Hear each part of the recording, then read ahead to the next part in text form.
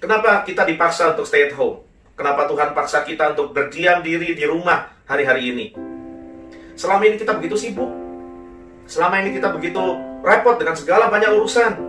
Sehingga setiap kali Anda berandai-andai atau mempunyai niat untuk lebih intim lagi sama Tuhan, lebih ketat lagi dalam jam-jam doa saudara, Anda punya niat yang baik setiap kali Anda dengar firman Tuhan di gereja atau dimanapun dan Anda berkata, Tuhan saya mau memperbaiki mesbah doa, Tuhan saya mau mengalami keintiman lebih lagi dengan Tuhan, Tuhan saya mau memperbaiki jam-jam saat teduh saya dengan Tuhan. Tapi semua berakhir cuma dengan niat. Kenapa? Karena kita terlalu sibuk sekali. Ada yang sibuk dengan urusan pekerjaan, ada yang sibuk dengan urusan karir, ada yang sibuk dengan urusan perusahaan, ada yang sibuk dengan urusan keluarga, studi, bahkan pelayanan telah menjadi kesibukan banyak orang. Orang yang melayani menjadi tidak melayani Tuhan, melainkan sekedar melayani pekerjaan Tuhan.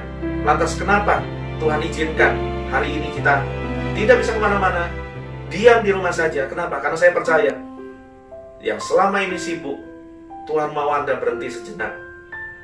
Yang selama ini sibuk, Tuhan mau Anda diam sejenak. Dan ini bukan cuma bicara diam di rumah aja. Ini bukan cuma bicara stay at home, tapi stay in His presence. Diam di kaki Tuhan. Itu yang Tuhan rindukan. Yang selama ini sudah tidak memiliki keintiman dengan Tuhan, yang selama ini juga ibadah di gereja asal-asalan, hari ini kita dipaksa untuk diam cari wajah Tuhan. Bukan cuma diam cari entertainment di rumah, bukan cuma diam cari kesibukan di rumah, tapi perdalam keintimanmu dengan Tuhan ketika kita dipaksa untuk diam di rumah aja.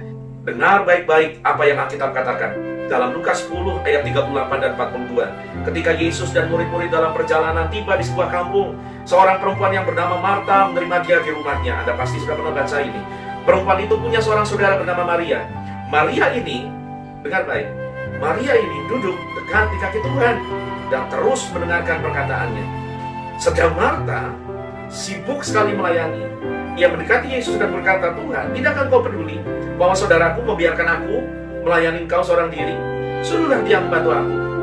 Tahu respon Tuhan apa? Apakah Tuhan kemudian memuji Marta karena sibuk melayani dia, sementara Maria hanya duduk diam di kaki Yesus? Apakah kemudian Tuhan Yesus memarahi Maria karena cuma duduk diam di kakinya? Dengan baik-baik respon Tuhan Yesus. Ayat 41, tetapi Tuhan menjawabnya, Marta, Marta, kau khawatir dan menyusahkan diri dengan banyak perkara, tetapi hanya satu saja yang perlu, dan Maria telah memilih bagian yang terbaik, yang tidak akan diambil daripadanya. Ternyata Tuhan Yesus lebih memilih Anda dan saya, sama seperti Maria, bergaul karib dengan Dia, duduk di kakinya, menikmati hadiratnya, daripada Anda dan saya cuma sibuk pelayanan.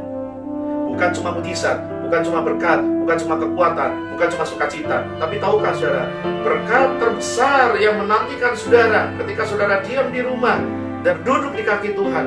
Berkat apa itu, Pak? Mungkin Anda bertanya. Saya kasih tahu, berkat terbesar yang bisa diperoleh oleh orang percaya adalah Tuhan sendiri.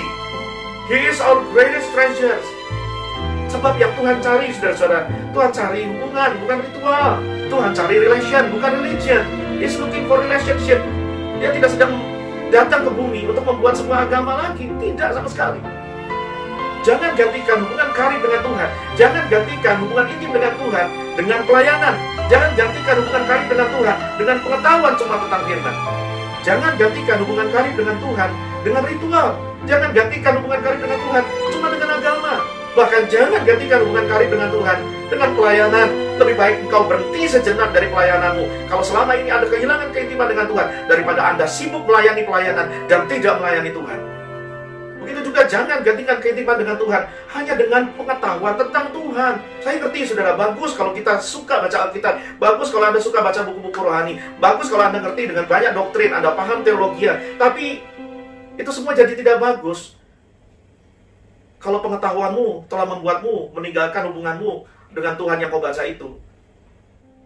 Tuhan Yesus mati, menderita sengsara di kayu salib, bukan cuma supaya Anda dan saya punya agama Kristen. Tuhan Yesus mati, menderita di kayu salib, bukan supaya Anda dan saya berteologi.